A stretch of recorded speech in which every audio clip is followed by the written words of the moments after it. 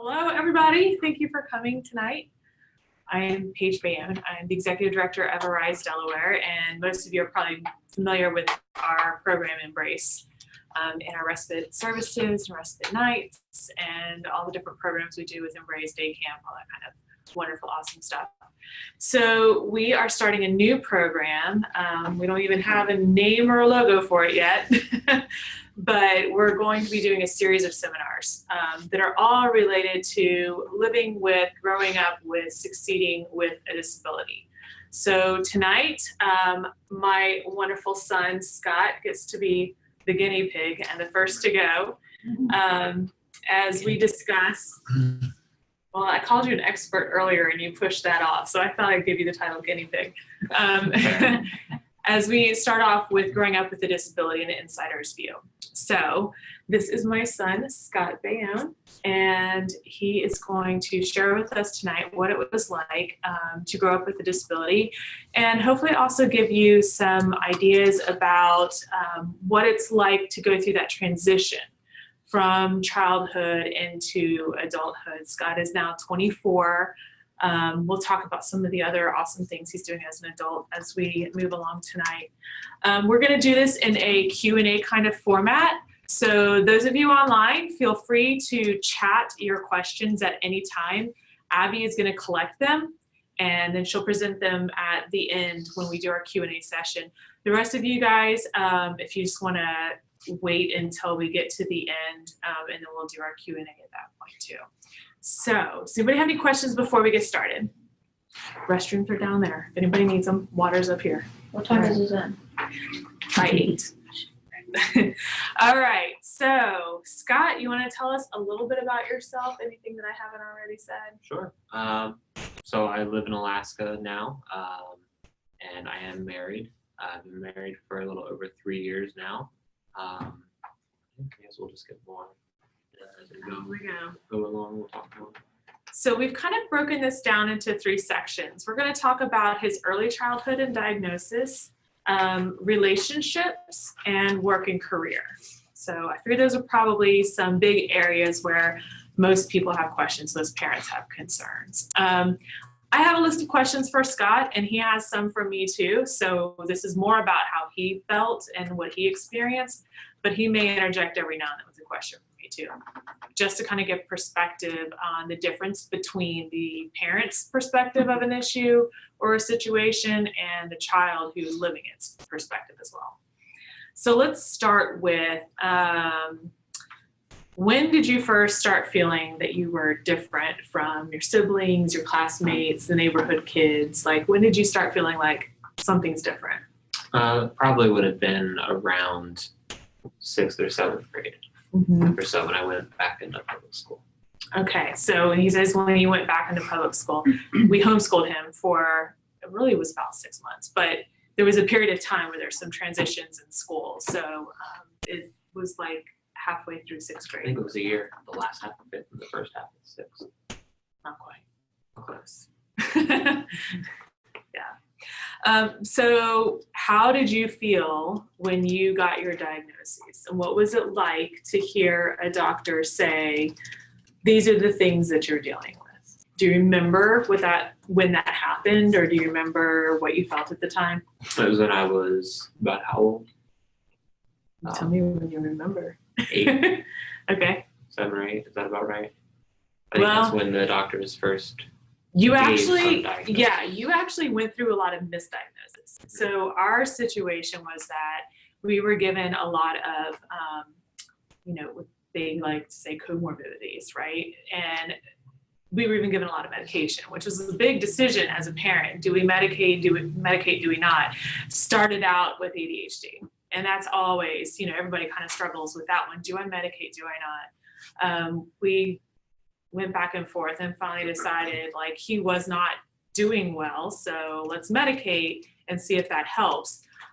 Some of the problems that we had with all these misdiagnoses is that he was given some medication combinations that now they would not ever give anyone. But, I started saying you were a guinea pig, but in a way you were, because you were being diagnosed with things when they were just sort of really coming around.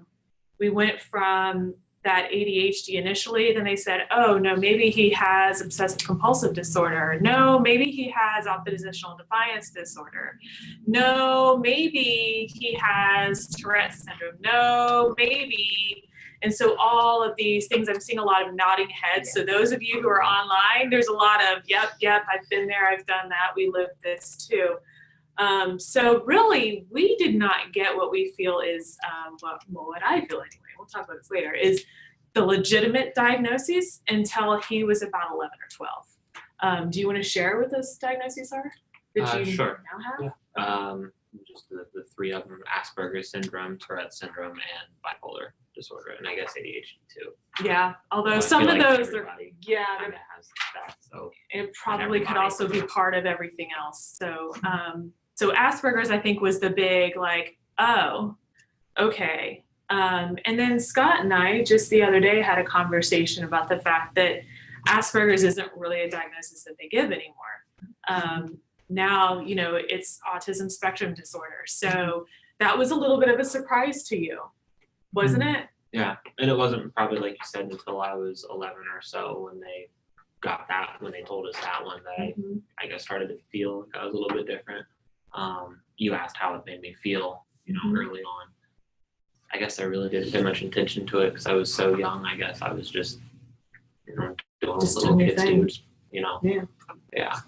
Okay. And then once I started to, you know, get into 5th and 6th grade and get more social interaction as you get older, I guess that's where I started to notice the differences. So social interaction, of course, when we talk about going back to school, was a time when you started to really notice that something was different. So what was school like for you? It was tough. Not the material per se, but the social part of it, the focusing. You know, I had a lot of, whether that was ADHD or a combination of other things, I had a hard time focusing on subjects that I'm not interested in. Chemistry, history, not my thing. It was very hard to pay attention. Sports, statistics, you'd be all over it. Math, I was good Yeah. Okay. Did you get bullied in school? It was mostly verbal. I didn't, you know, I never really had to deal with a whole lot of physical bullying, thankfully. The farthest I ever got was some kids ripped my book bag, like just the straps and stuff off, and that was mostly it. But I mean, not to say that it doesn't hurt. I mean, I would have preferred to have no bullying, of course, but I'm thankful it wasn't physical, but there was a lot of verbal bullying. So what did you do when that would happen, when somebody would say something hurtful to you? Did you feel like you knew how to respond or that you could respond to that? No, because I guess I felt like I couldn't really respond because I guess I didn't feel like I had anybody in my corner there in the moment. You know, when bullying is taking place, it's usually not one-on-one. It's usually a group of people, a clique, you know, picking on somebody.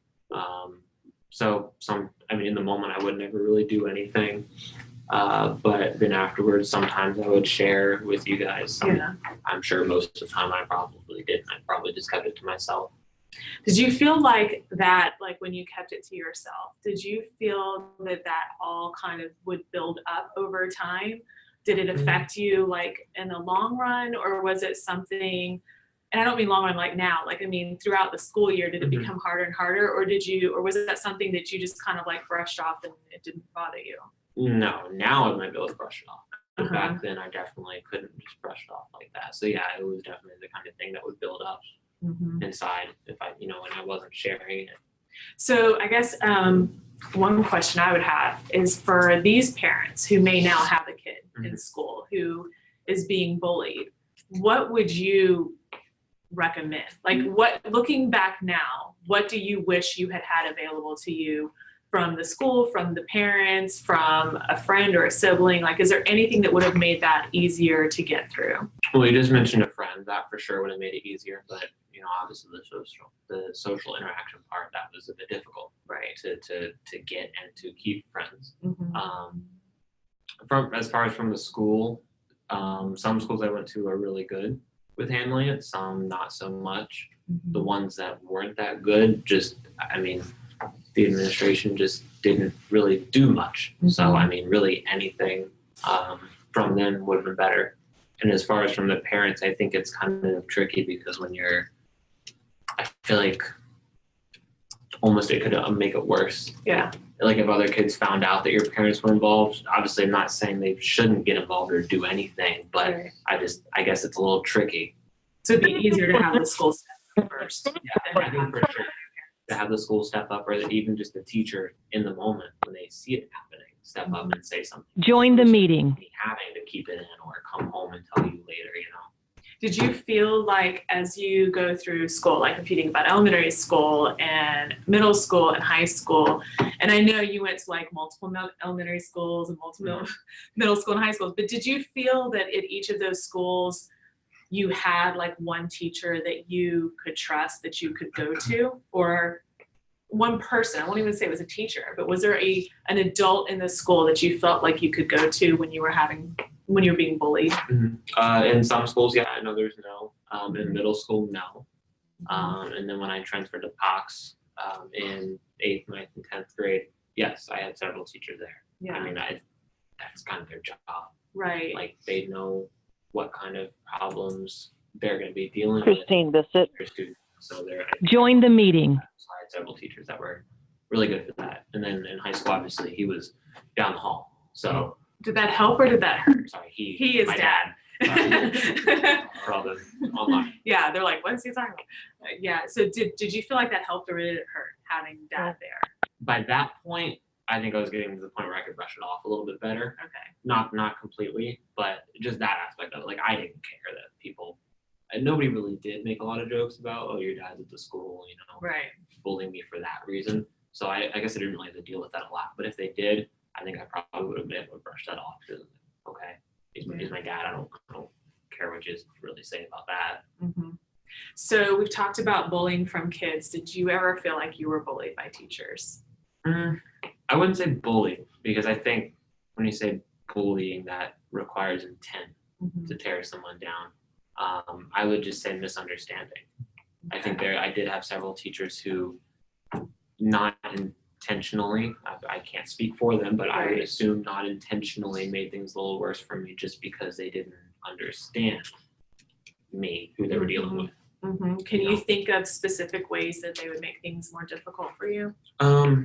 Asking me to speak in front of the whole class, like on a moment's notice. Yeah. I remember there were a couple times in one English class I had, and it would, popcorn reading, I'm sure everyone's heard of that. And sometimes that was a challenge, I guess, just to gather the courage to speak up. And even though I could read very well, just to be able to read comfortably in front of a class of 30. Right. Right. And it's interesting too, because, IEPs are a big thing when you have a kid with a disability. I mean, it's important to have an IEP. Our journey with you, we started with nothing.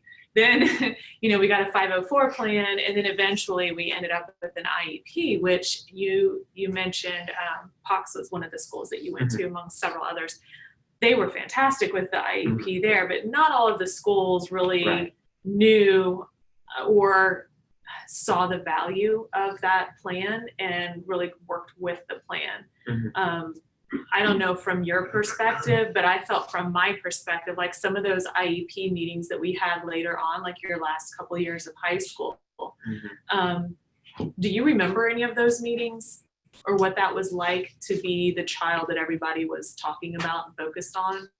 I don't remember any specific meetings Okay. Or instances, but I do remember that feeling, like you said, of everyone's here because of me. We're all talking about me and my problems and how I, at least from my perspective, make class more difficult.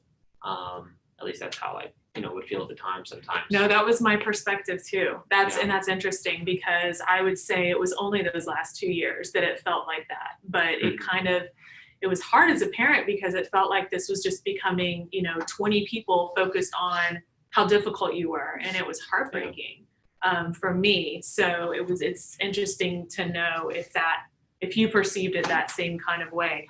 Before then, like I said, it was more used as a tool, like, oh, here's how he's progressed, and this is working, and this isn't working as much, so we'd like to try this, and it was more of a positive experience. So if you work in a school, those IEP meetings are really important, as all of you parents know, but those can have a huge impact obviously the way the student feels about their role in the school and in the classroom and what those meetings are really for.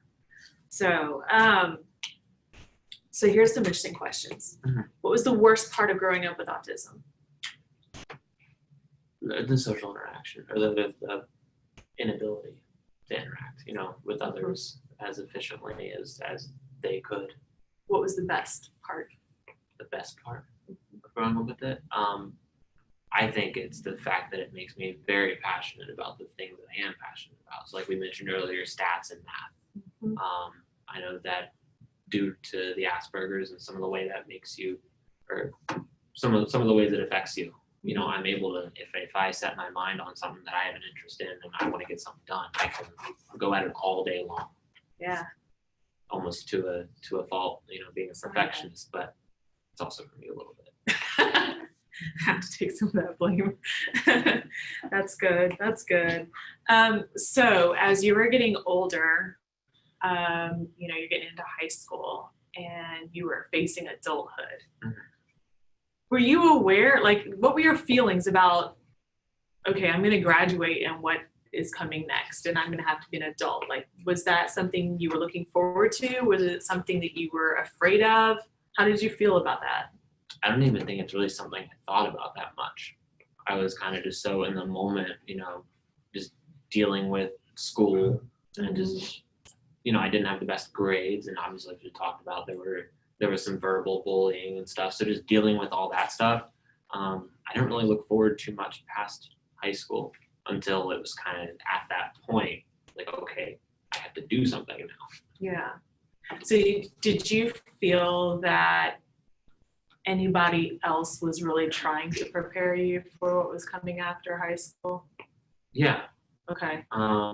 I think looking back on it, in the moment, obviously I was just an angry teen and I didn't feel like I was, Yes, you were. and I didn't feel like anybody was in my corner, like I Yeah. said, but looking back on it, yeah.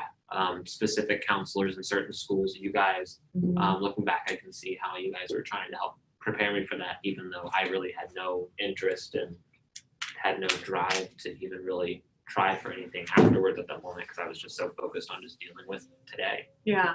So as a kid, did you have goals and dreams for growing up? Did you know you wanted to get married one day? Did you know you wanted to have a certain kind of career? Were you the kid that dreamed about being a football player or any of that kind of stuff? Oh yeah, when I was little, of course I dreamed about being a football and basketball Well, that's player. good. Nice. But once I got a little bit older, and at least for me, not that those aren't realistic for some people, but for me they weren't.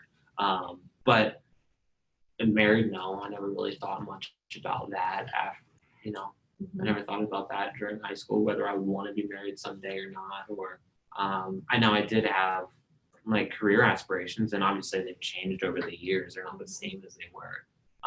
But yeah, I always have wanted to do something having to do with sports and numbers, preferably combined. Yeah. So did you know, I'm going to back up a little bit because when we were preparing for this meeting, we were talking about the fact that there was a period of time when you were admitted in Rockford and you were inpatient for a couple of weeks and then outpatient. And we talked a little bit about what that was like. Did you know that during that time we were basically told that if you could sweep the floors at McDonald's, graduate from high school, and stay out of jail, that we could consider you a success? I didn't know at the time, but you have told me since then. Okay. Yeah, so I am aware of that. Okay. Yeah. And that is, I can tell you as a parent, that was hard because on the one hand, I felt like, okay, do we have expectations that are too high? Are we asking too much out of him? But good for you that you proved to us, you kept being you, and we eventually came around and we're like, no, they may be experts, but they're wrong. We're the experts on our kid. He's capable of a whole lot more. So, but I want to talk about that time in Rockford a little bit. So do you remember that experience? What were your thoughts about that time? Do you feel like that was overall a positive, negative, or just a neutral experience for you? I think that was about when I was 9, 11. 11. Mhm. So I do remember being there. I do remember being inpatient and then outpatient. I don't really remember much of like what we did. It was just so long ago. I Mhm. don't really remember looking back and just thinking about it logically. I would say, well, yeah, of course it helped because I mean the exercises that they do there and the stuff that they do there is specifically designed for that. Mhm. But at the time, I felt like I don't belong here because that was before I went back to public school, right? Right. Yeah. So at the time, I felt like not that there was anything wrong with me, but that people just didn't understand me, Right. and I felt like so I didn't belong there. Right. So yeah, how did Yeah. it make you feel as a parent, just even going through the whole process Terrified. of putting me in there? It was terrifying. Yeah. It really was. I will forever. I'll get emotional just remembering the drive up there. And I remember the drive. you do remember the drive up there? Yeah. And you know, as we discussed earlier, the whole reason was that you were suicidal at that time. Which I actually And- don't remember. And you don't remember that, which Yeah. I find amazing because Dad and I had to have a 24-hour watch on you, trading off, standing at the door, making sure you didn't hurt yourself or hurt your brother or sister. And you were like very, very violent at that time, which I always felt like would be something that was traumatic on you forever. And I'm really kind of glad to know that it's not. I probably did that. Yeah, it is a good thing. But then I remember, you know, we had a counselor who was working really hard trying to find a bed for you because he knew you needed to be inpatient. And at that time, there were just such limited options for youth who needed that kind of a treatment. And when he called us and said, okay, there's a bed, it's at Rockford, like you both have to go. You know, we had to figure out what to do with your siblings, and then Dad and I had to go and take you up there, and we got up there and you were like, no, I'm not suicidal, I'm fine, I don't know why I'm here. And of course I'm sitting there like panicked. Like I said, I was difficult. But I just remember being panicked because I was thinking, what if they don't take him? And on the other hand, what if they do? And that to me was terrifying because it didn't matter. It was bad either way, is how I felt at the time. But then I'll never forget them taking you back too.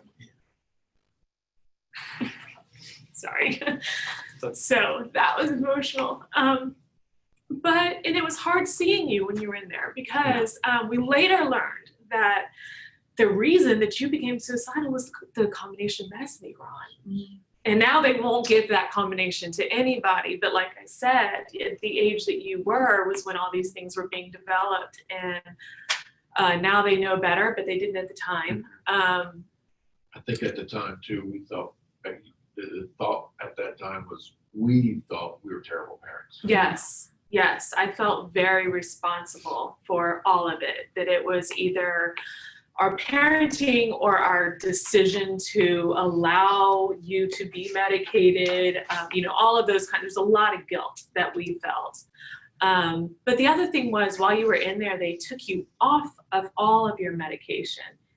And that was really scary too, because you were a different kid. Like coming to see you, you were very different. Your behavior was very you had like a wild look in your eyes, and it was a little unnerving. But the good thing was after they got you off of everything, and then they had a good psychiatrist come in and evaluate you, and then they started figuring some things out and got you on some medication that helped. Then it was like, okay, we've been through the worst and things are getting better from here. I actually want to go back real quick. Yeah. Something he said about how you guys felt at the time that you were terrible parents. I'm sure at the time I probably also made several comments and just the way I was acting that also made you guys feel that way. Well, Every yeah. kid does that. Yeah. Yeah. My point is, like you said in the line the other day that I really liked, which was you were operating, how do you say it? You were operating to the best of your ability with the knowledge that you had. Yeah. And like you said, it was the medicines were experimental and there were so many misdiagnoses. As long as you're doing the absolute best that you can with what you've been given, just know that from my perspective over the years, I mean, obviously I've gotten wiser from the time I was 11, I would hope so. And I mean, looking back, you guys were not terrible parents at all. So, I mean, I guess if I just had like a word of encouragement, if you feel that way in the moment, just know that you're not. Yeah. Just do your best. Yep. And that's all you can really do. And then hopefully 13 years later, there's a situation like this, and I can tell you straight up, no, absolutely, you were not there for parents. Oh, thank But in you. the moment, I'm sure I I wasn't helping with that feeling. Well, no kid does. No kid's like, hey, no, you're the best. You're doing your best, Mom. Just keep that. No, they're not like that. So. Okay, so let's get back to some adulthood. So that was a dramatic time. Let's talk about when you graduated from high school. Mhm. That was a dramatic time. You want me to go like from there, just Whatever you want to share. Yeah, go ahead. Yeah, so I'll just break it down, just a quick story from how everything went from there. I graduated high school, wasn't doing anything during the summer, and they gave me an ultimatum, which was, okay, you either need to be enrolled in college full-time, working full-time, or part-time both. Full-time equivalent of something. Yes. And I never did. I applied to college, just never finished the process at Del Tech. And yeah, I never did anything. And so I know it was a very hard decision for you at the time. I felt like you were the worst parent in the world. So did I. But they did kick me out. And I told her many times since that was the best thing they could have done for me. I'm not saying I don't know if it's for every kid, but for me personally, that was the best thing that you guys could have done because it was like a wake-up call. Yeah. And so I had a girlfriend at the time, and so her parents allowed me to stay with them for a little while. I think it was only a couple weeks. Mm-hmm. And then I was back at your guys' house. I was paying rent. I think it was like $50 a month or something like Right. that, just to kind of teach me some responsibility. Okay, this is what paying bills is like. Mm-hmm. And I was working at Domino's, and then You were working at the child care center first. That's right. Yes, I was Yeah. working at a daycare, which was owned by my girlfriend's mom. Yeah. So kind of why I got that job. Loved it though, but anyway, that's not the point. And it was a wake up call when I got kicked out. Mm-hmm. And so the second time actually, because I was creating a lot of problems at the house after I came back. The first time being kicked out. And so you guys gave me like a month and a half heads up or something like that. Say, hey, at the end of January, or you need to go start looking now for apartments because at the end of January, we want you to have a place of your own. Yeah. And so I did. I don't know if it was the exact deadline, but pretty close to it. Well, you had a lease, but the apartment wasn't going to be available Right. for 2 weeks, so Yeah. we extended it. So, That was reasonable. I was staying in Dover, and I was working at the child care center, and then, okay, adulting is kind of hard. Yeah. I need a second job, and so then I was working at Domino's. I was doing both. And eventually I got to the point where I was like, okay, I'm sick of this. 2 jobs, I'm done with this. Mhm. So I actually just Googled well-paying jobs without a college degree, and that's how I ended up in car sales at Winter. I did really well there, and made some decent money. Grew up a lot during the time I was there. I went to Hertrick for a little bit, came back to Winter, and yeah, so got married when I was 20. So Yeah. within a year and a half Yeah. from when you kicked me out the second time, within a year and a half, I was married and working at Winter, making decent money, and just, yeah, it was Being an pretty, adult. it was a pretty rapid transformation. It was, but it was a rapid transformation. And I have to say that, I mean, he's kind of glossing over the kicking him out. That was worse than Rockford. When I think of the hardest thing I've ever done in my entire life, it was literally having him in the car and his belongings in a trash bag and dropping him off in Dover, just behind It was the at the property. church. It was at the church. Right That's at where the he wanted to go. Because we had said, all right, you're going to have to go to a shelter. You need to find out what time you have to be there, where you're going, whatever. You can't stay here. And he just was very defiant and said, just drop me off behind the church. There's a park bench back there. I'll stay there. Which I didn't. You didn't? I had my girlfriend's mom ready to come pick But me up I didn't know that. 15 minutes after she dropped me off. I didn't know that. For at least a week, we thought he was roaming the streets of Right. Dover. And it was the worst thing But ever. like I said, glad you did. I know. I want to talk to you parents, though, a little bit about that, because that was not a decision that my husband and I just lightly made. It was not something that we just said, oh, this is what we need to do. We were in counseling at the time because, love you were a challenge. But we were in counseling to figure out how, what, why, when do we deal with all of this and not let it rip the family apart, not let it tear our marriage apart, and be the best parents that we can be to him when we don't know what to do in these situations. And this counselor, over the course of months, had been asking us the same questions. Does he know how to physically care for himself? Like, he knows how to take his medicine when he needs to. He knows how to bathe himself. He knows, those sorts of hygiene, personal care things. Yes. Does he know the difference between right and wrong?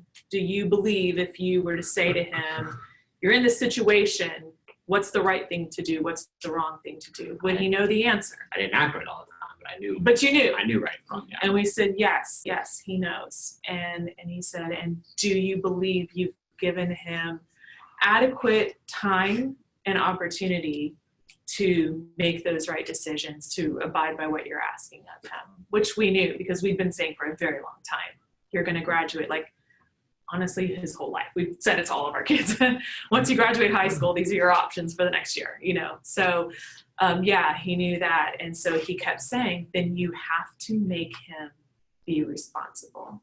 You cannot make the decisions for him. And what that meant along the way was sometimes it was about choosing battles. Sometimes it was about allowing him to fail and suffer his own consequences, not saving him from himself. This was the ultimate not saving him from himself, really, and was absolutely horrible. It was truly, it was done with lots of drama and tremendous tears to get through that. But it was not long. I, as a parent, I remember telling my husband, we may not hear from him again until he's 35. He may just write us off for doing this. He may not understand why we did this, and he may never forgive us for doing this. And the counselor had to kind of walk us through that. Do you believe it's the right thing for him? Do you believe, whether he forgives you for it or not, that it will be the thing that will encourage him to make the right choices, right? Which is why we were able to do that. I will say, if you are in a similar situation, don't do it alone. You really should have somebody that's kind of helping walk you through it, because it's really, really hard. But I also remember the very next day, my husband and I went to breakfast at a diner, and behind us were two very old couples. Gray-haired, elderly couples, and they were at breakfast together to talk about the difficulties they were having with their adult children who were living in their house, sleeping on their couches, etc. And to me, that was just confirmation. I was like, yeah, and that can't be our kid. And again, like I said, I'm certainly not saying it's the right decision for every kid, every parent to make. It's a case-by-case scenario. But just like you've witnessed those other two people talking about that, I've also witnessed from just people I know and their families, where they enable people, and it doesn't help anything long term.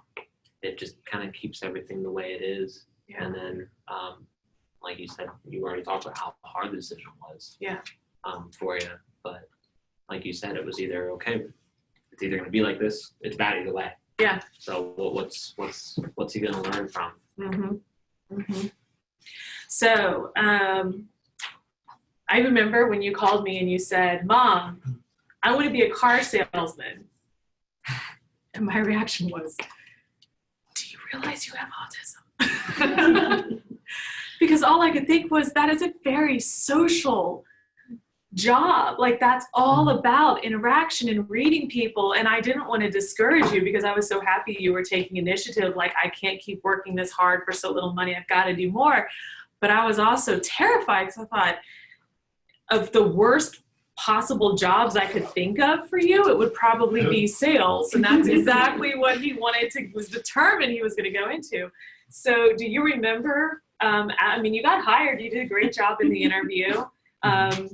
And you got hired, and I have to say, because we had just been through that whole, have to make him stand on his own 2 feet, I didn't say all these things to him, but I was like, this is bad. This is a bad idea. Ironically, no job I've ever had has been like a desk job away from people. Every job I've ever had has been interacting with people. Every single one. So As much as he said school was hard because it was social, all of his jobs have been dealing with the public. But it just, me personally, got to, I mean, it's like pushing a baby bird out of the nest. It's like you're going to fall to the ground or you're going to fly. Yeah. And so I recognize that. And so it's okay. I don't have a college degree. That's not even going to college right now is not a realistic option. So I need to make more money than I am now without working 65, 70 hours a week. Right. Because I was done with that. Yeah. And it was definitely a learning process. Like I didn't just. Do you go in remember the first training? day. Do you remember what the training was about? At Winter? Yeah. Yeah, it was a lot of scripts, Yeah. And which helped. yeah, And but do you remember, he used to call me like once a week and Mhm. just kind of check in, and I would be like, so how's the training going? And you were very frustrated at first because you refused to learn the scripts. Do you remember that? You thought they were dumb. Well, yeah, some of them are. Yeah. You He got, was, that's one of the things I learned is, okay, they're giving you these scripts, but you don't actually read them like a robot. right. You add your own personal touch to it. And so once I realized that, it was a lot easier. Yes. And then that's basically how it's been. I mean, every job I've had, whether it's Domino's delivering pizzas, or Wells Fargo being a banker and a teller, or selling cars, every single one of them had scripts Mhm. for us.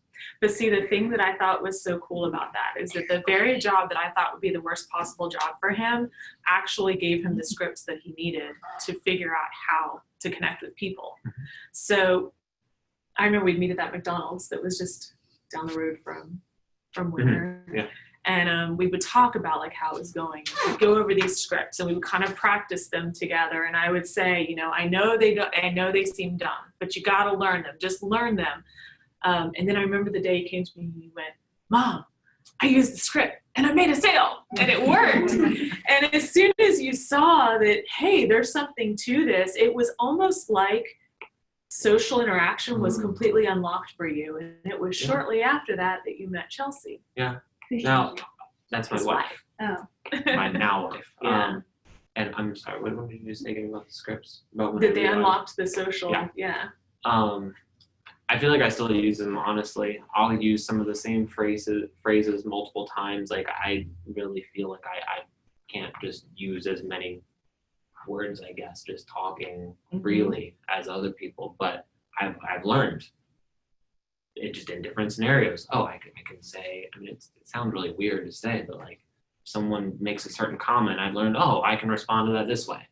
Right. And I may respond kind of similarly to multiple different people in multiple different scenarios, but I mean, at least I can have those interactions now. Exactly. So Exactly. So tell us about meeting your wife. Were you, like, at what point when you were dating, because you had a girlfriend before then too, but at what point did you share that you have a disability?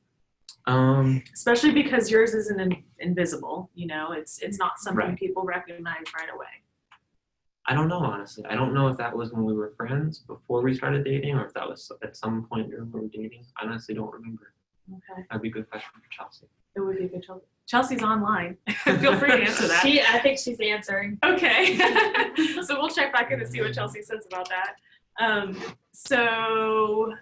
But tell us a little bit more. Like, was it when you were dating Chelsea that the idea that, hey, maybe I do want to have a wife and a family came up, or had you already decided before then? I'd already decided. Okay. So at that point, I was still a lot wiser than, you know, when you would have kicked me out. Right. I'd grown up a lot, and so I knew already going into the relationship what I was looking for. I was looking for a wife.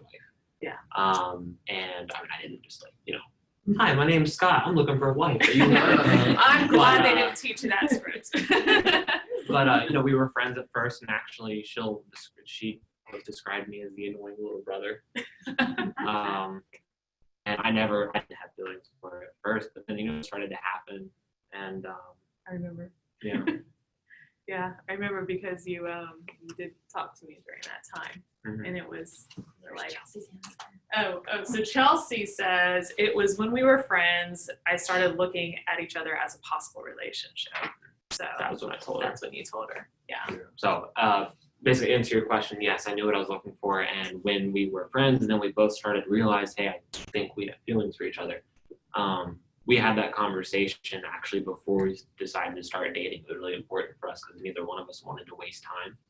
I mean, not that it would have been a waste, but I mean, you know what I mean? Yeah. So we had a very direct conversation, like, okay, this is what I'm looking for in a relationship, and she did the same thing, and they matched. So Yeah.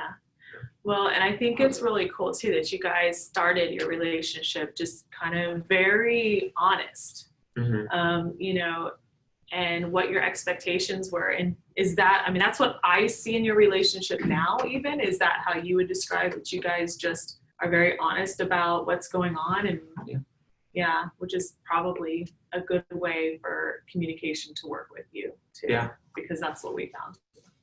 Yeah, no, Chelsea will get mad at me if I tell her I've been thinking about this for a few days and I just had to say something. Why didn't you say something a few days ago? So yeah, we're very just open and honest, and I mean, if we feel a certain way about something, we let it be known in a respectful way, you know, and try to do it in the most timely manner too. But we let each other know. That's great. So, what about kids? I don't know. Don't get too excited. I know, but have you, I mean, is that something that you are like, do you fear that your autism or your bipolar disorder or your Tourette's syndrome could become a problem or a hindrance as a parent? Or do you feel like you have enough strengths that it's going to be okay? Well, I don't even think it's that I have enough strengths. I mean, not that I don't have strengths, but I think it's just the fact that I understand what I'm dealing with. So I know how to cope with it. I know what to expect out of myself in different situations. So I think because of that, I'm not, I mean, everyone's going to be nervous about being a parent. But I mean, I'm not nervous about my autism getting in the way of that. That's cool. So maybe one day. Sorry. That was completely selfish. No, we both do want kids. We just not right now. We just haven't set a time for it. So Well, cool. All right, let me see. I've just got a couple more questions before we get to the one question for you Q&A. actually. How just the whole relationship topic in general, just kind of how did you, from your perspective, I guess, how did you see me having relationships when I got older? Or did you? Like, did I expect that you would get married? Yeah. And all that? That's a great question. I wasn't sure. I mean, honestly, the fact that you had the jobs that you had, I would like, that was impressive because it was absolutely not what I expected from you or what I had been told to expect from you. I had kind of seen your struggle in relationships. So I have to say, probably if you had asked me that when you were in high school or like right after you got out of high school, I would have been like, I don't know if he could handle a relationship. But again, those scripts that you learned and the way that I saw you change and kind of figure out how to relate to people. And it's a little bit of a formula. You know, it's kind of like you said, there's certain lines that you still use. The formula, but it is. You love formulas. Like that works for you. And you kind of look for, well, if you just give me a formula for these things and I could figure it out. And it doesn't seem robotic. It just made relationships make sense to you. I saw that and I really began to have a lot of hope that, okay, yeah, you could. Then when we met Chelsea, she's just so perfect for you and y'all are so perfect together. I mean, you really are. That I never had any concerns. Like you guys did it right and you were so upfront and honest.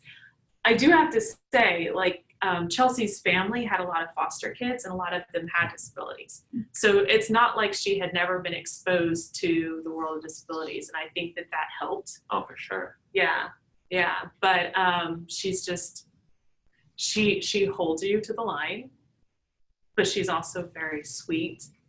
So she's understanding, but she also, she's not like me. She doesn't let him get away with stuff. Good. I don't need to be getting away with stuff. So I think with one thing that when he was in the car sales with the learning the scripts, I asked one of the salesmen, because we bought a car from there.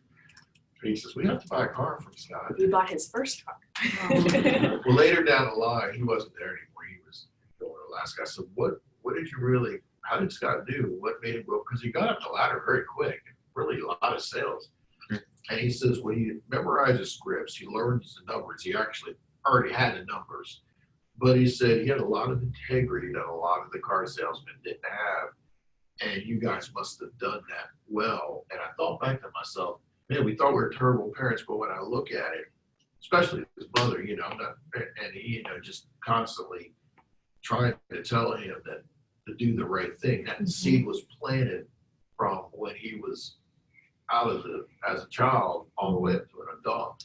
And I think that's where you got to find when you look back and think you're terrible parents, you're not. That's where you got to look back and see, wow, look what I did, and you just got to do whatever you can down the line here. Yeah, and I it'll think pay off. Yeah, I think you guys definitely did instill the right, character in me and stuff like that. He could be defiant, but he knew. Yeah. I used to get really frustrated because he'd go to friends, like our friend's house. Like one time we went out of the country and he stayed with a friend of ours who didn't have other kids at home at the time. So it's just Scott, and we got back and she just went on, he's so sweet, he's so respectful. And I'm like, I want to strangle him because I don't ever get to see that. Why does everybody else get to see the best of him and I get to see the hardest of him? But then as his counselor also reminded me, it's because he's very comfortable in your love. He knows that he can just be himself. And what we did see at school, and I don't know if you ever felt this, but we would see it at school, we would see it in situations like that. You would hold it together and you would behave the way everyone expected you to behave.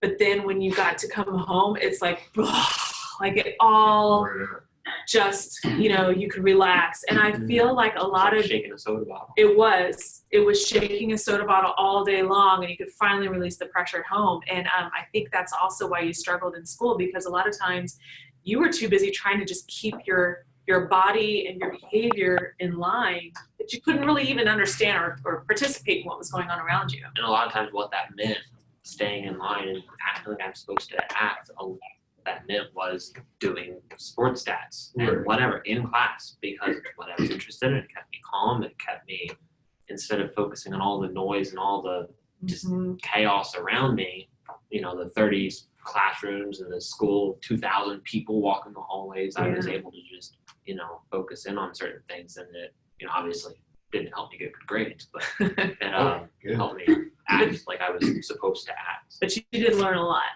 anyway. Yeah. So Can I elaborate on that just 1 second? One thing you're probably maybe going through now is when we were raising Scott would come home and it would be like a cooker bottle shaking, but we're the parents and Scott has a brother and a sister, but Scott controls the family dynamics. Yeah. He was in charge. Not that he knows that now. Not that I made the decisions, Right. but I controlled. Right, he controlled how everybody was. And that was the hardest part. Because for years, his brother and sister had a lot of anger, bitterness towards him. Well, now they love to death, and they're very protective of him, super protective. Yeah. But you may go through that where the dynamics change, and our marriage was in shambles. But, once we got control of that, then it started looking like the family should look like. Right. That took time. I did. Okay, so one of the questions that came in from online was, what was the hardest decision that you had to make as parents regarding Scott, his issues or choices you had to make for him? That was definitely making him be independent, kicking him out of the house, choosing to let our kid be homeless, which he wasn't, but we thought he was. For 15 minutes. 15 minutes. It lasted 7 days in I my have life. that Twitter bio. I was almost 15 minutes to less. It was awful. No, that was the hardest decision. I think, as he said, it was the best decision of all the things that we ever did for him. It was the best thing that we did, and we didn't know it at the time. We had no guarantees that it would turn out the way that it did. But I think I will say, switching from the mindset of limiting expectations to having expectations was key. that is when we stopped letting him control the house. That's when we started making him be responsible for his own decisions. And you realized what I was capable of and held me Yeah. to it. That's when we started being able to see his strengths and not just his struggles. So now that you're living in Alaska, how did that affect the family from both your perspectives? Like, did you, The distance. yeah, like how much were you like, how can I let him go? And like, what caused you to go that far away from home, job opportunity or? Well, they didn't really have a choice letting me go. My wife's in the military. Oh, So okay. once we got married, actually we got married because we were dating and she got orders up to Alaska. So we had a conversation and we decided we were going to get married and then go to Alaska. As far as how, like from my perspective, how it changed the family dynamic, of course I miss them, but I'm the kind of person who doesn't need like constant contact with people. Like I can hit up my best friend who I haven't talked to in 6 months and it's just the same. So I mean, it wasn't, I think, as hard on me as it could be for a lot of people, just because that's just kind of the way I am. I don't need that constant face-to-face contact. I love coming to see him. Yeah. But, you know, I don't sit up in Alaska just homesick all the time. Right. For us, I think, well, part of the hardest part of that was just the whirlwind of the wedding, because they got engaged in October and they got married January 11th. That was fast. And I think we kind of knew already that that's where this relationship was going. And so I had a lot of confidence just that they were so good for each other. And I had been able to see the interactions between them, that I knew that they would be okay. We also have a great relationship with Chelsea, which helped. And that, you knew her prior. yeah, I as knew well. her before he did. Yeah. So that really helped. Through church. Yeah, we had been in productions together and all kinds of stuff. So we had actually been dating since April. And then she got the orders in like September. So we, at that point, 5 months. Yeah. And I mean, that sounds really quick, obviously, here, Yeah. you know, saying it out loud. But I mean, that's Wedding what in it 90 was. days, And yeah. So she got the orders, we had the conversation, and we did go through premarital counseling, which kind of prepared us for. And y'all talked to what to us too, because you came to us like and said, hey, this is what we're thinking. Like, what do you think of that? I mean, is this kind of crazy to get married so soon? And, you know, they sought the counsel of people in their lives that cared about them. But as far as him moving, yeah, I think my biggest fear, honestly, was that he would forget about us. I think that really was it. Yeah. Yeah. That he would just kind of be like, well, I have Chelsea, I don't really need them. And, you know, like he said before, you can not see his best friend for 6 months and, you know, then it's fine. So I think that was my biggest thing, was like, oh, we're finally in a good place. Like, we're so close. He's going to move away and he's going to forget about us. And I don't know if it was you or if it was Chelsea, but he called like a lot, like at least once a week. Yeah. Aw. I still Yeah. try to call about once a week. About once a week. Not more. Sometimes it doesn't happen, but Yeah. He'll text me about sports. Yeah. So he's just been really good. I mean, the communication stays I mean, there. social media and I mean the internet has made that a ton easier. Oh, I mean, yeah. you can FaceTime them now. You know? Yeah. That's come a long way because we were in the same situation, military, and we were in Alaska for 4 years. So Oh, wow. even just for me personally, that was hard moving that far away from family and Yeah. stuff. Yeah. Yeah, and it was. I'm not saying it was easy. It was No. still hard, but I mean, I was able to manage it. I think I might have been even more concerned just about like Alaska and how was the darkness and the constant light going to affect him. We were very fortunate that I had a cousin that already lived up in Wasilla, and Which is about an hour away from where we live. right. Oh, okay. And she and I both grew up in Texas, and so she was able to say, hey, they need to get blackout curtains right away. Like, you know, So we did. so they had somebody there that I knew they could go to if they really needed somebody. And she kind of was able to give them these are the things you need to know when you first get here. And, you know, so they worked through all of that, and it's been great. And the military is really good about preparing you for it too. So I mean, obviously not everyone will be married to someone in the military or be in the military themselves, but for those who are, I mean, know that the military does do a pretty good job of preparing you for where you're going, especially a place like Alaska where there's a lot to worry about. Yeah, yeah. You see a lot of huskies. The time that he Huskies? texted me Not so and much. said, we're going camping, there are bears there. If you don't hear from us by this date, then you might want to call somebody. This is where we'll be. I was like, no!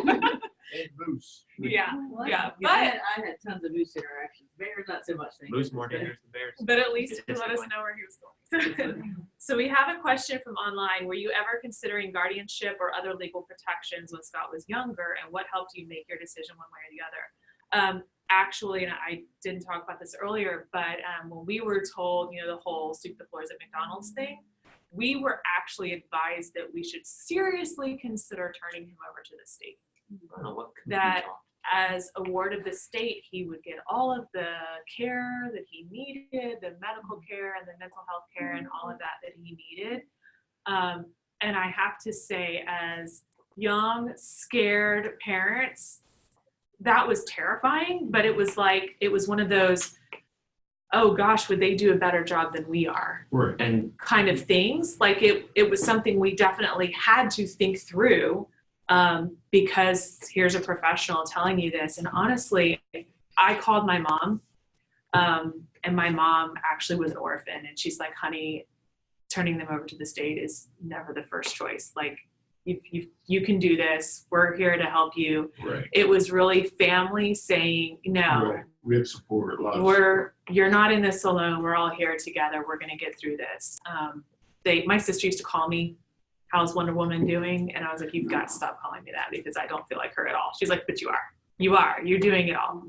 I have secondhand knowledge of that. Like you mentioned, Chelsea's family is heavily involved in foster care, and so I mean they were great foster parents. But I mean from the kids' perspective, I mean Chelsea has seen firsthand how difficult Yeah. that can be, and I don't. Sure. Yeah. So I would say we considered it for a hot second. As far as other guardianship, like us taking guardianship of him, Like once I was 18. yeah, it was something that we kind of had in the back of our minds that may be necessary. Like it's something that maybe we need to consider, but Like to handle my finances and stuff. Yeah. Like that. but that was more of a let's kind of see what happens here. And again, the way this counselor was helping us make those decisions at that time, I think if he had just utterly failed in that scenario and fallen flat on his face or something horrible had happened, first of all, I would have felt awful, but we would have probably stepped in if we needed to. But we didn't ever get into a position where we felt like that was imminent and we really needed to make a decision on that.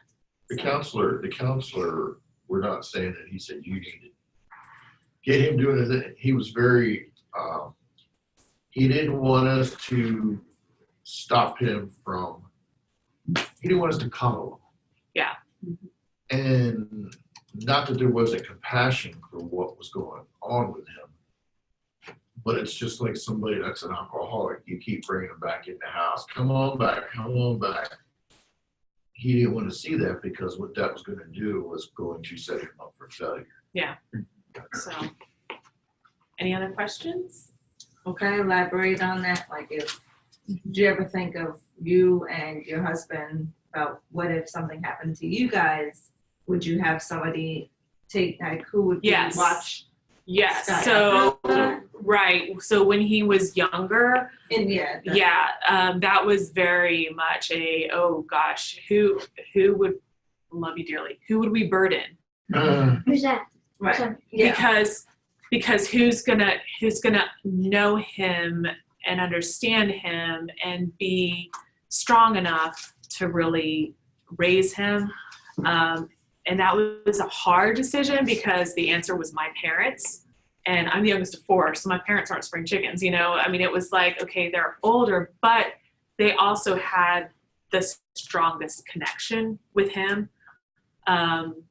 So I think that was kind of that plan at the time, was that, and at that time they were also not that far away from here. They lived in Salisbury. So that kind of would have been the decision. Now, the interesting thing is, after Scott and Chelsea were married, and then we just had our youngest child who was still a minor, Scott and Chelsea were actually the ones that were decided to take care of him if anything happened to us. So Which, I don't what know. a 180, right? Like, who can deal with this kid to you get to raise your brother if something happens to us? That meant a lot to me. Yeah, Even though thankfully that it never came to me. Yeah. But I mean, just the knowing that they trusted me with him if something were to happen. yeah, It's a lot. yeah. Okay, some other online questions. Nope, that blue Nope. one. Nope, wrong one. That's for me, Abby.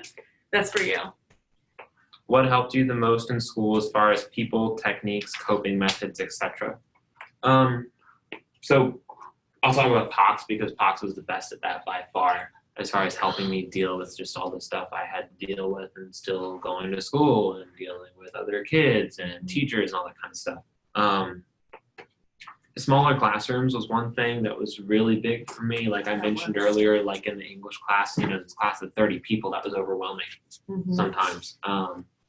Plus just having, the fact that I wasn't focusing as much, I did need some more one-on-one time to pass those classes and stuff. And it's harder to do in a bigger school with, larger class sizes. Right. Honestly, I don't know. I'm not a teacher, so I don't know what kind of training they actually receive at POX, but whatever they did, I mean, that was It works. that was great. I wish I could elaborate more on like exactly what techniques they used. Yeah. I don't really know what they What were, about you but as far as like, did you have stress management techniques that you would use when you were feeling like it was all becoming too much at school? Yeah, I'm burying my head in my stats. Yeah. Yeah, and I don't think that's probably what was advised to me because I don't think school counselors would advise you to do something that just takes you completely away from the lesson. They would probably say, get something to fidget with or something like that. But for me, I'm sure I didn't listen to whatever advice they gave me. But for me, it was finding something that I was comfortable with, something that I knew that I could kind of relax and just be in my own head for a little bit and just cool down from dealing with all the stuff around me. We did have things in his IEP, like he was supposed to be allowed to get up and walk around, things like that. I don't know that you ever were, and when I say we kind of have the POX experience where everything was going fine, and then we have the other school experience where IEPs weren't really being followed and stuff. And we should probably discuss why you left POX. Do you remember? It was because I felt like I was ready to go back to public school, wasn't it? Yeah, he said, Mom, Looking back, that was not I'm right. normal. I want to go to a normal school, and most of all, I want to play football. That was, he loved sports. So he barely made it through one season of football because what he decided is what he really loved was the stats. And he did end up keeping stats for the team, which was pretty cool that they let him do that. Football and basketball. Yeah. So, he got that opportunity, but if you were to ask me what's one thing you would do differently if you could go back, it would be that. I would have said, no, you need to stay at Fox because he was doing very well there. And it was just a bad decision to take him out. Right, and part of that decision is not bashing the schools, but they're not trained how to deal with. I have a colleague who told me that they learned so much because they knew him and they didn't understand it until they had a child that had special needs like that. Right. And now they get it. And as a teacher, I'll have many parents come to me and talk to me and say, well, this is going on, this is going on. I say, yeah, I know what you're going through. Well, how do you know? Yeah. Because I So raised and again. that goes back to what you asked me if I ever felt like I was bullied or anything from teachers. And I said no, because I think bullying requires intent. I think they just didn't understand. Yeah. I think like you said, it's at POX, they're specifically trained Yeah. to deal with that kind of stuff. And other schools, they're not. They're trained to teach their subject, and that's kind of it. So. And I think the other thing for us in making that decision too was that we kind of had I don't want to say a false sense of security, but he was doing so well because he was in the right environment. And we didn't really consider that the reason he's succeeding is because of the environment. If we change the environment, he may not succeed. And that's kind of what happened with him on that. So. Here's a question. What helped you and Joe the most as far as people, stress techniques, coping methods, parenting assistance, etc.? Counseling Counseling helped the most. Tag teaming also helped. Knowing our limits, it's really frustrating. So being able, for me to be able to say, Joe, I can't, you got to take over, is important. I didn't always trust him to take over. I'll say that. I really didn't. There were lots of times I was like, I have no idea what's about to happen right now, but it's going to be better than what would happen if I continue in the situation because I'm about to lose it. So, and we lost our cool. Don't yeah, we were not, it was not like it was, Little House on the Prairie going on in our house. I feel It like was, you're going crazy. I went to see a psychiatrist because I literally thought I was losing my mind. that was 90% of the time. Did you feel angry all the time? Yeah. Yeah. I'm in Yeah. anger right now. Yeah. Yes, I specifically felt angry all the time about everything. Joe would kind of escape it. Like he was like, he would kind of escape into his own whatever, kind of like Scott was doing, honestly. Like he would escape into a sports game or something like that, which would frustrate me because I was like, I wish I could escape, but I'm losing my mind over here. But at the same time, I wasn't very good about saying to him, I need you to step in all the time. Sometimes, like when I really, really was about to lose it, I would be like, you gotta take over, and I'd leave, like that kind of thing would happen. Once we started going to counseling, and I have to say, we didn't go to counseling until like we were talking about divorce. It got that bad. And at that point, I was like, okay, these are big decisions. We already have a difficult family. Like, we need somebody to help us through this. And we really went to counseling for marital support, even though we saw each other with our counselor together one time, and then we spent months seeing him separately, because clearly the issue was not with the marriage together. The issue was us individually. But that individual counseling was the best thing I ever did for me, because not only did it help me work through that anger, work through the feeling like I had to keep it all together, like I had to do everything all the time, like no one else was going to do it as well as I could do, like I couldn't trust anybody else to step in and help because I was responsible for it. And if I didn't do it myself, then what was going to happen? I couldn't control that outcome. I was just living in fear all the time. So for me, it was that. It also saved my marriage, which, I mean, we have a marriage now that I never dreamed was possible. Like, I didn't think I could have this kind of a great marriage. I just didn't think that I was a person that got to be that lucky. And because of the hard work that we did through this counseling, we also learned how to be better parents. Right. So we kind of got the whole ball of wax, even though we really just went in there because I was fed up and couldn't do it anymore. It was like, no, this just all needs to end. So I will just say that if you are feeling like that, like if you are the constantly angry, turmoil in the house all the time, don't know how to deal with all of this, go find a counselor. Best thing for me too, absolutely. Go find a good counselor. If the first counselor you talk to isn't good, find another one. It's kind of like finding a hairdresser, and I don't want to minimize the importance of counseling, but seriously, if you don't like the way somebody does your hair, you go to another hairdresser. Right, if you don't feel comfortable talking to the counselor, go find another one. There's somebody else out there that you will connect with.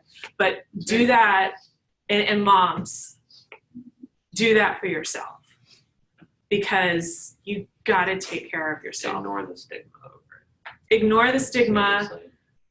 Don't forget the blame game. You're not the reason your child struggles. It's not your fault. You're the one who needs to be there and help them through all of it. And you've got to take care of yourself if you're going to do that. And even if that, like the little things day to day, you've got to be able to do. Like, you got to make sure you sleep. Right. I used to mop the floors at 2 a.m. Literally. I would literally mop the floors at 2 a.m. because it was the only time when there was nobody awake to bother me. And part of it was I can get this done without being distracted. And part of it was, this is the only quiet time that I have. But the biggest part of it was that my brain wouldn't shut off Right.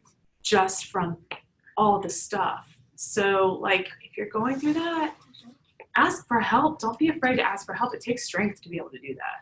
It I have really a does. question. So Hold on a second. We have some other questions. Okay. before we get to Yes. I did have a question. I Yeah. wanted to, it's for Scott. Mhm.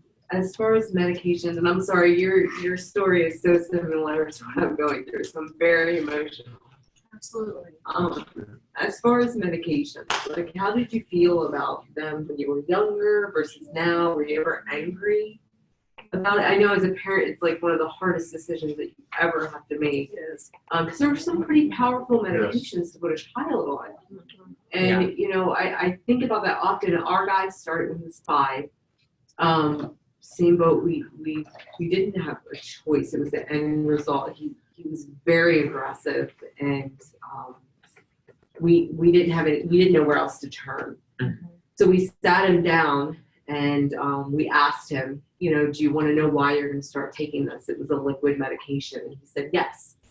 And my husband and I are in the room with him, and my husband goes, "This is going to help you not get red," because he's getting red every day at school. He was already at that point in the autism program. And he jumps up off the couch and he runs to my husband and gives him a big hug and says, "Thank you, thank you." That's awesome. Because, and at that point, like, I had to leave the room because I'm like, this child not only needs help, he wants it. And you finally So, saw that and when you now said he's that. 10, Yeah. and we've gone through tons of med changes. We're in the midst of med changes still, because we haven't found that perfect match for him yet. You know, we're on the verge of maybe inpatient treatment. I mean, so the whole story is just very emotional for me. But to think about how you felt going through that and taking these medications, like understanding that some people need them, and Right. I feel my son he needs them. You feel like it's a choice, but it's not a choice. But as a parent, you always feel like it's my choice to give him this. Right. You know, especially because, like you said, the invisible. Well, it's only so they behave. You know, why Right. can't you handle your child? Why can't Right. they just behave? Why do they need this medication to do so? Right. It's very hard. It is very hard. So even on mom, on your perspective of it, Uh-huh. and Scott's of how you felt about that. You said it was a boy, son. Yes, my Well, son. yeah, I'm really glad that your son, like, when they pointed out this is why you're taking the medicine, that he was receptive to it, because I don't think I was very You receptive. spit it out. Well, there's your answer. Yeah, I don't remember a lot of specific instances from, you know, that long ago, probably, you know, for good reasons, like you said, it's just a mental block. But I certainly don't remember enjoying it or wanting to take them. I think there were days where I would miss taking them, but Well, most days I would take it, if not for any other reason I knew I'd get in trouble if I didn't. Yeah. So there were times, I would say there were times that he was more compliant than others, and we did try to talk to him. Like, we used to use diabetes as kind of an example, because his grandfather had diabetes. So we would be like, look, if Pop-Pop doesn't take his insulin, he gets really, really sick. And it's not that Pop-Pop is choosing not to make enough insulin. You know, it's that his body just doesn't do that correctly, and so it needs this extra help. And when he doesn't take it, he does get really grumpy and he can get mean and nasty. But when he's taking care of himself and he's taking his medicine right, he's much more fun to be around. And so we try to explain it to him like that. And sometimes he would be like, okay. But I also think sometimes it was like, because we did the same thing, a lot of med changes. Sometimes it was just because he didn't like the way those medicines made him feel. So he would refuse to take them. You kind of get into this whole thing where sometimes it was, okay, he's taking these medicines and they're working, but now we're realizing he's dropped a lot of weight. Oh, he hasn't been eating. Oh, they're going to give him another medicine, so he'll have an appetite. You know, that's a really frustrating thing to get into, because I'm like, I don't want to be giving him anything. I personally, I don't even take Advil. Like, if I have a headache, I will do everything to make it go away before I'll even take Advil, right? So I didn't want to be pumping my kid full of these medicines, but I also knew it was unfair to expect him to be able to do life without them, because at that age he couldn't. Now the interesting thing is that now looking back, part of the reason you're constantly doing med changes is because they're constantly changing. Yeah. The child is. So Growing, what worked, hormones, puberty. yeah. So what worked for like 3 months and you thought you solved the problem, all of a sudden you're like, wait, we figured this out. Why isn't this working now? He's grown. Or hormones have changed. That's the most frustrating one. Puberty's a big thing. You guys didn't go through that. Oh yeah, it was hard. Puberty. It was I don't know if hard. That's too personal, but I think that we're on the very tip of it. You know, Yeah. my son is 10, so he's just starting, but he's going through early. you know, Yeah. because of medications. and stuff. Right. So we're just at the tip of that iceberg, and I'm scared. It was, you know what? I don't know that it necessarily stands out in my mind as like, oh, puberty was so hard, because everything was hard. You couldn't I- separate them sometimes. Yeah. You really couldn't. And I will say this too. Joe and I would look at each other and be like, is this 12-year-old boy? Yes. Is this diagnosis? Is to this separate that. medication? Yeah, it's hard Is to this separate. behavior that he can control? Disability that he can't control? Medication that's not working? You know what? Trying. Ifs. Yeah. You know what? Puzzle together. You of- can't. Yeah. Like I never did figure it out. I never. You know. As I got older, I was more accepting of it because I was more cognizant of, okay, this is how I am without them. This is how I am with them. So you noticed a difference. Yeah. Yeah. So once I got older, I did. Not when I was younger. I think I was just No. more defiant than anything. Our son notices, like he knew he takes a lot of medication, Uh huh. morning, afternoon, and night. A lot. Yep. A lot. He's got anxiety, depression, ODD. Yeah, just mine segregation disorder. Ton. So when did you find that perfect combination? Like, Never. There never was one. so And you're still honestly, working on that? no. or- Honestly, when I moved out, none. Oh, No And more I didn't medicine. know. no. She didn't know.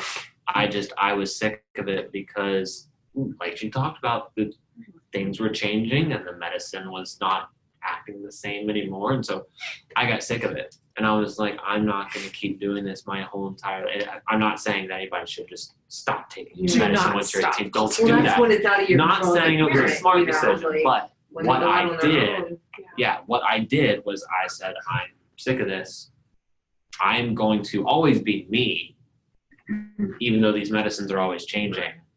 I want to learn how to be me without all this. And so I just quit taking them all one day, just stopped taking them. And I will say, I remember during that time, he called me one night and was really, really, really upset and like I was very concerned for him. It was a scary, like, okay, he's not okay. And I asked him, did you take your medicine today? He goes, Mom, I stopped.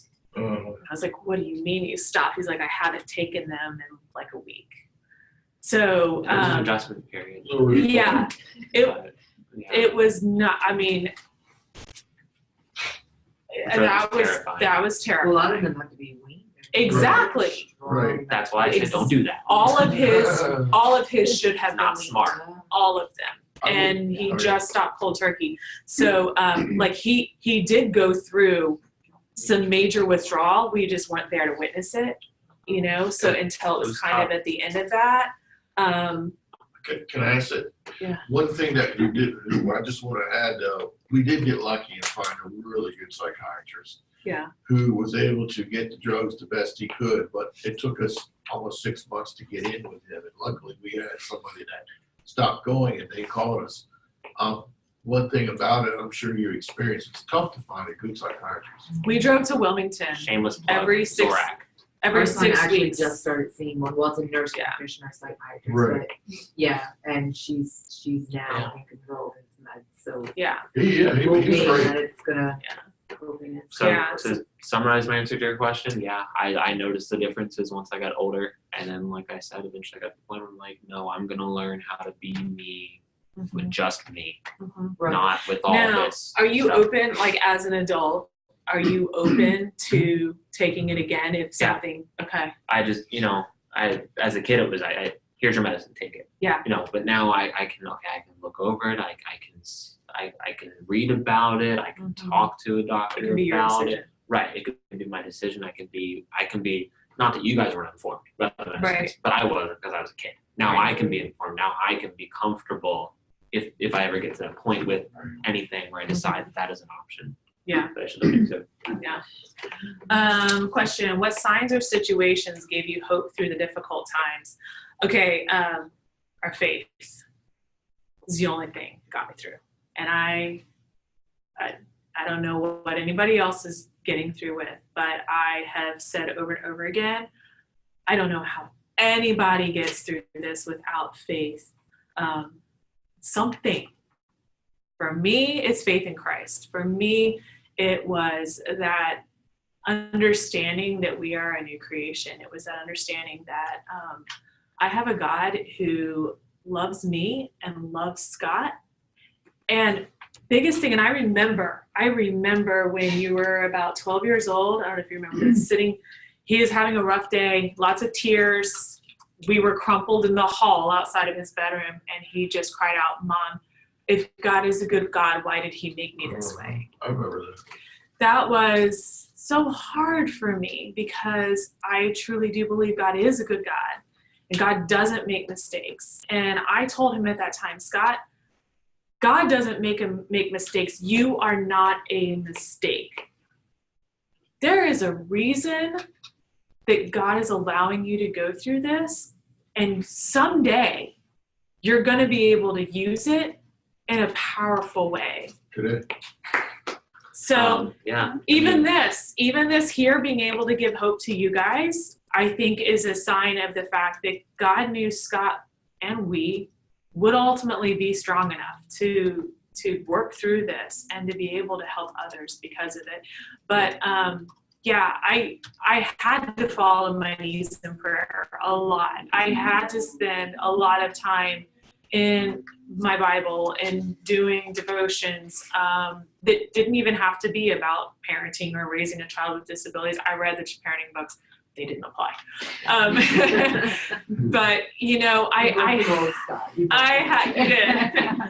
I had to do that. That was survival. And the beauty is that at the time it was survival, and now my faith is so strong, and it's not about survival. Now my faith is my faith, and it's just about its beauty, and it's the awe of the God who makes the blades of grass and also makes this amazing kid who's turned into this incredible adult. Yeah. So The way I look at all those years is did they suck? Yeah. But I don't think I would change anything. Right. Because I know for a fact I would not be who I am today. I might not even have met Chelsea I know. if just everything Didn't go just like it all did. the dominoes, if they all didn't fall the way they fell, who knows how life could be. So I look back on it and I don't regret Me either. or anything like that. If you had asked me in the midst of it, in the thick of it, like if your kid could just be completely typical, would you want that? Yes, of course I'd want that. Absolutely. And I'd want that for him. I would love to be Yeah. normal. I'd love that for him as much as I'd love that for me. But I can say now, not that I'm saying, oh yeah, it's great to have this disability, but what I'll say to you is I would not change one thing about Scott. And I wouldn't change. I mean, it was hard. If there was an easier way that we could get to where we are now, hey, that'd be awesome. But if not, I'd go through it again to get what we've got now. My hair wouldn't be gray then. One really important thing, the question was specifically, what did you do to get through it? It is something that you guys did with me that helped me, I don't know if in the time helped me get through it, but looking back, was like you said earlier, you finally saw my strengths. Yes. And you focused on those. Right. And then you told me what those were. And whether I applied them right away or not, like I talked briefly about earlier, I have the ability to, when I'm passionate about something, just zone in on it and just knock it out and just blow everyone away Right. with what I can do in these areas that I'm passionate about. And that's not something I would change. So I mean, I think for me too, just looking back on it all, how did I get through it? I would say focusing on strengths too, seeing the positives Exactly. in who I am and what I deal with instead of just all of the negatives. I think One of those strengths was, do you remember what I used to say to you all the time? My stubbornness. Yes. It was either gonna, Because the stubbornness is what was getting him in That's trouble what was all the time, every time. but my stubbornness is also what's got me where I am. Exactly. That- And I Got would it. tell him, if you would learn to use this weakness for the strength it's meant to be, nothing would stop you, Scott. If you could be stubborn for good, for your benefit, no one could stop you. And I am now. That doctor that said, you know, he'd be lucky if he's not either in jail or Right? sweeping floors at McDonald's. Sorry, I just lost my train of thought. No. What was Talking it? about being stubborn. Yes. No, I forgot what I was gonna say. I'm sorry. Well, I know you've said to me before that when you were out on your own and Oh, you yeah, were yeah. struggling, People telling me I can't. mhm, Made me really mad. yeah, But It gave you my the stubbornness. fuel that you needed. yeah, Oh, you can't sell it. They never told it to me, but you know, other people. Oh, you're selling cars now? Watch me. mhm, Oh, you're working at a bank now? Watch me start as a part-time teller, work my way to full-time, and then get promoted to banker within a year. That's what I'm not bragging. I'm just That's a saying good that my number. stubbornness, yeah. Awesome. just I learned to use it to my advantage. Mhm. Did you have another question? Yes. Okay. Did you ever have issues with meltdowns? If so, Oh, yeah. let me finish the question.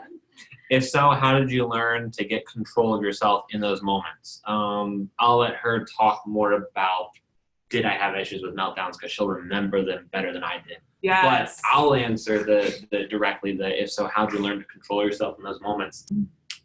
This is really funny because the conversation we had the other day where it was a little bit eye-opening for me. I actually haven't had a chance to talk to Chelsea about it yet. Okay. So So Chelsea, listen up. she gets frustrated at me sometimes because we'll have an argument and I'll need to separate myself from it. I'll go downstairs, I'll play video games or I'll watch sports or whatever it is. I get out of that situation and then I'll come back to it later. And sometimes she gets upset because for me that takes longer than it does for her.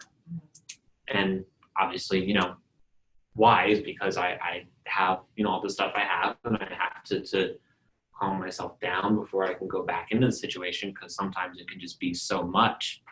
You can't process it. Right. It's all happening all Which- at once. Yeah, Yeah. which what I was gonna tell Chelsea was in those moments, it's not me just trying to escape from it. It's me realizing, okay, there's too much going on right now. I gotta take a few minutes or longer, and then I can come back to the conversation. So, when I was a kid, I didn't really get control of myself in those moments. It was just roller coaster off the tracks. But as I got older, you know, I started to realize that, okay, like I said in school, if things are getting too much, stats, even though I wasn't paying attention, that's what I needed. And so that's how I learned to control myself before it got to that point of having a meltdown. Was I started to recognize when I needed sometime, even if I didn't know that's what I was doing. Like I Yeah. just said, our conversation the other day really opened my eyes to, oh, That's what I was doing. that's what I'm Yeah. doing. Yeah. I'm not just running away. I'm not just escaping. I'm taking care of me and then going back and addressing the issue. So So yeah, lots of meltdowns. There were lots of meltdowns. We still have holes we haven't repaired Yeah. in the backs of doors and that sort of thing. So yeah, that was our life. Depending on whether we saw it coming or not, and I think that was the key. Is that, you know, sometimes you see things are getting amped up, and if you can find those coping skills, usually it was separating, like trying to get him to go to another place that maybe was more calming. But a lot of times it would happen so fast that we just didn't have the ability to catch it beforehand. We tried teaching him breathing techniques. We Which I tried. actually utilize now. Yeah, doing so it right now this- it works. So don't stop teaching them because Doing it it may right this not. second. So, are you really? Yeah. No. Yeah, I'm just still not calm. I know. Okay. I mean, I am, but I'm not like, So even if they're not working, like you don't see that they're working at the time when they're little, just realize like everything you're teaching them, you're just making little deposits into their future too. So they'll remember those things later on and they might be able to pull them up and actually use them later on. So yeah, meltdowns aren't fun. Another thing that you realized the other day, and we actually do this at respite, we have weighted blanket, and he realized that he's like, I can't sleep without a blanket on me. I said, it's the weight. He's like, you're right. I never realized that. But I'll wake up like drenched in sweat, even though we're in Alaska. And Chelsea the next morning will go, why do you sleep with the comforter on? I don't know. I just have to. It's got to be up to my neck. If it's down to my waist, it's not doesn't right. work. Yeah. That's how I used to be. So sometimes it's things like that. It's just, breathing techniques, weighted blankets. Yeah. Sometimes, conditioned weighted blanket or something. yeah, I know, that'd be great, right? And even as a kid, he was the same way. I'd go in every morning and he was sweaty, just drenched in sweat, but wrapped up in everything. So that's just always been him. So sometimes you can find those kind of coping techniques. Sometimes a hug was exactly what he needed, and sometimes it's don't touch me. That's just kind of letting him make the call on that. So we're going So still the same way. Sometimes, Yeah. like if I'm all worked up, sometimes it's just Leave leave you me alone. alone. And other times it's talk to me. Yeah. So Okay, so these are our last questions. Which one, you want to go first or want me to go first? Compliments of your wife. this one? Yeah. Oh, geez. She's thanks, throwing Chelsea. most of the questions out. Just so you know. If you could give one piece of advice, what would it be? I would say what I just said, which is recognizing your strengths. I think that was a real turning point for me once I turned 18. It was, or not once I turned 18, but once I was independent was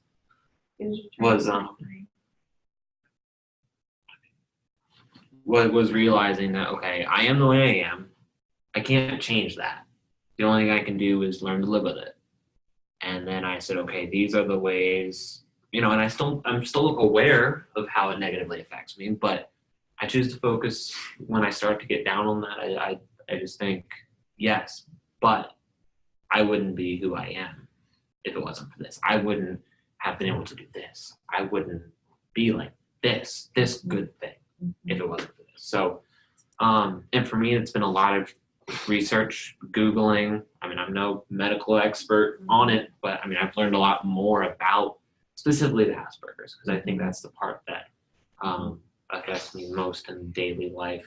So just learning about myself through experience and through research online and stuff like that to really understand myself. Yeah. And then see all the ways that benefit. That's a good thing. Yeah.